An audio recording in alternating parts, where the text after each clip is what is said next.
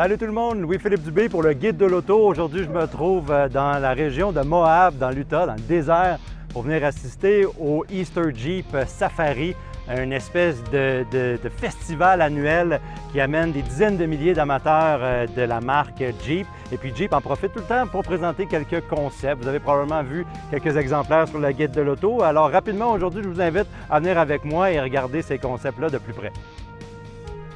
Le concept qui a attiré le plus d'attention ici au Easter Jeep Safari, c'est sans contredit ce Wrangler-là, qui est le Anvil 715, un concept avec une devanture qui attire l'attention, totalement différente de ce qu'on fait chez Jeep habituellement.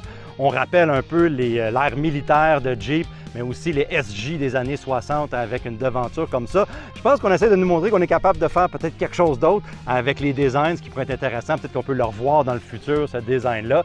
En arrière de la grille, on a un 392, c'est le V8 MI de 6,4 litres qui développe 470 chevaux. Donc amplement de puissance pour ce Jeep-là, qui est fait pour le overlanding, c'est comme le concept.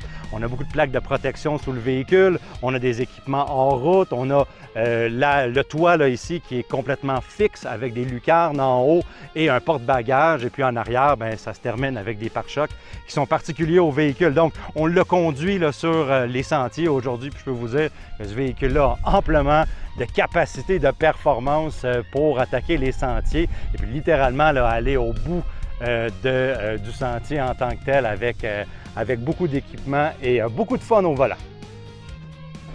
Un autre concept digne de mention ici au Jeep Easter Safari, c'est le concept Wrangler Buzzcut avec sa couleur orange là, qui détonne dans les sentiers. Tous les équipements en route sont dessus. On a la suspension évidemment là, avec les réservoirs auxiliaires à Bilstein. On a les pneus de 37 pouces. On a également là, des ailes qui sont élargies. On peut même aller patauger un peu dans l'eau avec le snorkel ici. Qu'est-ce qui est intéressant, c'est que la configuration de carrosserie est un petit peu coupée à l'arrière. Donc ça donne vraiment là, un look assez spécial pour ce véhicule-là. Évidemment, ce concept-là est animé par le petit 4 cylindres de 2 litres turbocompressé. C'est pas le moteur le plus glamour ici parmi les concepts. Par contre, c'est en masse de performance pour grimper la pente qui est ici et les autres pentes qui nous sont réservées dans le sentier, ici dans le désert du Moab. Le prochain concept que je vais vous présenter rapidement aujourd'hui, c'est un concept Laredo. Vous connaissez déjà l'appellation Laredo chez Jeep. On veut essayer de montrer un espèce de minimalisme là, avec ce concept-là. En commençant par ce qui est sous le capot, c'est le V6 3,6 litres qu'on connaît déjà. Donc ça, c'est assez minimaliste. Bon, et on a quand même des pneus tout-terrain. On a une suspension Bilstein là, qui a été mise à jour. Et puis évidemment, avec des réservoirs externes en arrière. Donc ça, c'est pas très minimaliste, mais on en a besoin dans les sentiers. On a du graphisme là, sur les côtés qui rappelle un peu le sud des États-Unis. Comme à l'intérieur, l'espèce de tissu dans les bancs là, qui est quand même assez spécial. C'est une bonne idée de faire ça. Et dans la planche de bord. Et puis en haut ici, on a une espèce de toit qui est manuel, là, escamotable jusqu'en arrière. Donc ça, c'est intéressant. Mais qui dit minimalisme dit aussi mécanique minimale. Et je vous attire votre attention à cette transmission manuelle qu'on a là, dans le concept. C'est le seul véhicule concept qu'on a conduit aujourd'hui avec cette transmission-là. Donc quand même assez cool de la part de Jeep de nous avoir amené ce modèle-là.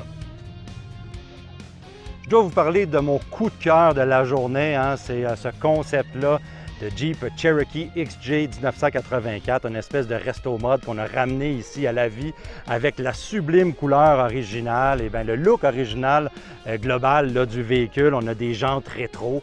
On a évidemment donné une suspension spéciale au véhicule pour être capable d'affronter les sentiers là, avec plus de mordant aujourd'hui dans le Moab.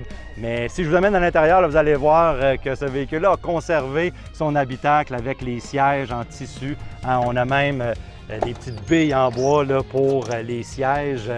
Vraiment là, un rappel là, des années 80. Et puis le tableau de bord, là, même l'odeur, c'est identique à ce que ça a toujours été dans ces véhicules-là. Et puis qu'est-ce que j'aime beaucoup aussi, c'est qu'on a conservé le cœur du moteur, le cœur de ce véhicule-là, le V6 2,8 litres d'origine, qui a offert amplement de puissance aujourd'hui dans les sentiers. On s'est aventuré dans les mêmes sentiers qu'on a amené des véhicules beaucoup plus modernes, beaucoup plus compétents, entre guillemets, mais je peux vous dire que ce Jeep Cherokee-là, XJ, est encore très compétent et a encore beaucoup de millage de sentiers à faire. Donc, merci d'avoir regardé cette vidéo. Si vous voulez tous les détails sur le Easter Jeep Safari et les concepts qui ont été présentés, vous pouvez lire mon article sur le Guide de l'auto.